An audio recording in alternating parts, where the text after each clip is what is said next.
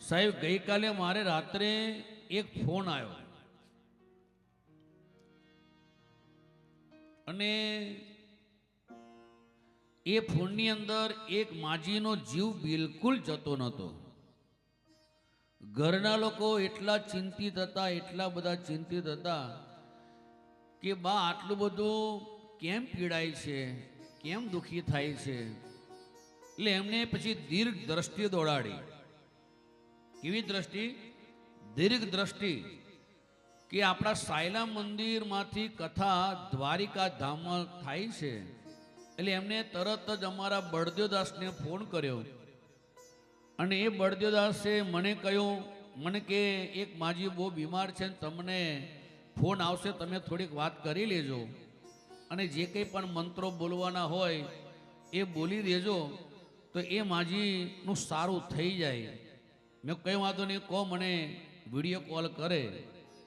એટલે એના પરિવારે મને વિડીયો કોલ કર્યો અને ત્યારબાદ મેં જે કાંઈ પણ આજે ભાગવત ભગવાનને દ્વારકાધીશની સતરામ સાહેબ બેઠો હોય તો સાહેબ લાજ કોની જાય? દ્વારકાધીશની જાય કે ના જાય? એટલે મેં દ્વારકાધીશને પણ વાત કરી, સાયલાના ઠાકર શેષ નારાયણ ભગવાનને પણ અરજ કરી, લાલજી મહારાજને પણ મેં પ્રાર્થના કરી કે આ પરિવાર જ્યારે મને ફોન કરે અને જ્યારે હું જે કંઈ પણ આજે ભીષ્મ સ્તુતિના શ્લોક બોલું કે અન્ય ગમે તે શ્લોક બોલું, પણ આ માજીને 24 કલાકની અંદર તું બાપ મુક્તિ આપી દેજે, દુઃખી ના કરતો.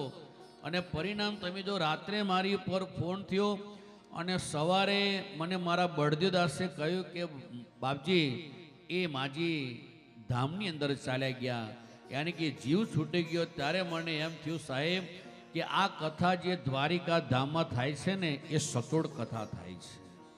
હા, કોઈ કારણ કે 108 બ્રાહ્મણો તમે જુઓ સાહેબ, આજે કોક ઓમ નમો ભગવતે વાસુદેવના જપ કરતા હશે, કોઈ વિદ્વાન બ્રાહ્મણો આજે ભાગવતનું પારાયણ કરતા હશે, આજે કેટલા બ્રાહ્મણો કેટલા મંત્રો બોલી રહ્યા હશે સાહેબ. અને જો આ કથાની અંદર જો એ 24 કલાકની અંદર, કારણ કે ઓલરેડી બધું છૂટી જ ગયું હતું બોડીમાંથી, પણ જીવ જતો નહોતો, તો જીવ આજે તમે જોવા જાઓ આપણા સાયલાના લાલજી મહારાજને દ્વારકાધીશે એ માજીને મુક્તિ આપી દીધી સાહેબ. એટલે મને લાગ્યું કે આ કથા સચોટ થઈ રહી છે. શ્રદ્ધા વિશ્વાસ રૂપીનો સાહેબ. એટલે જીવનની અંદર એટલું યાદ રાખજો, નિત્ય રોજ સત્સંગ કરતા રહેજો, રોજ. આમ તો આપણા ઘેડિયાઓ પણ એવું બોલતા હતા અને આપણા શાસ્ત્રોમાં પણ એવું કહેવાયું છે કે ઋષિ મુનિઓ કહેતા કે જીવનની અંદર દિવસ ક્યારે વાંજ્યો ના જવો જોઈએ. જેમ કે વાંજ્યું ભોજન ખવાય નહીં. વાંજ્યું ભોજન તો ખબર પડે ને, કે ભોજનની અંદર ઘી નાખવું જ પડે થોડું ઘણું. જો ઘી વગરનું ભોજન ખાવ એ ભોજન વાંજ્યું ભોજન કહેવાય. પણ આપણે તો અહીંયા સાહેબ ચોખ્ખું ઘી જ વપરાય છે. એટલે તમે કોઈ ટેન્શન ના કરતા, પરફેક્ટ ઘી નાખીને તમને બધાને રોટલીની અંદર ચોપડી બધાને આપે છે. એટલે વાંજ્યું જેમ ભોજન ના ખવાય એમ દિવસ પણ જીવનમાં ક્યારે વાંજ્યો ના જવો જોઈએ. દિને દિને નવમ નવમ. રોજ કાંઈક ને કાંઈક સત્સંગ કરતા રહો, કાંઈક ભજન કરતા રહો. 24 કલાકની અંદર તમે કેટલા સારા સત્કર્મો કરો છો, કેટલા જીવોની આંતરડી ઠારો છો, કેટલા જીવોના પશુ પક્ષીઓને ચણ નાખો છો, કેટલા મંદિરની અંદર તમે ઘંટ વગાડો છો સાહેબ, એ તમારી પર ડિપેન્ડ રાખે છે.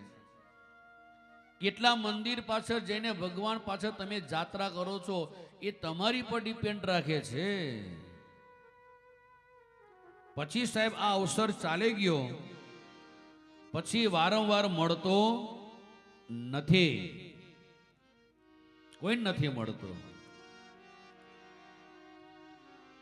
બાકી મેં પહેલા દિવસે કહ્યું હતું કે આ કથાને કેટલા વર્ષો થઈ ગયા, નથી કહેનારા થાક્યા કે નથી સાંભળનારા થાક્યા. બાકી એ જ કૃષ્ણ છે, એ જ ભાગવતજી છે અને એ જ આજે જે અંદર ઉલ્લેખ કર્યો એ જ વર્ણન તમારી સામે કરવાનું.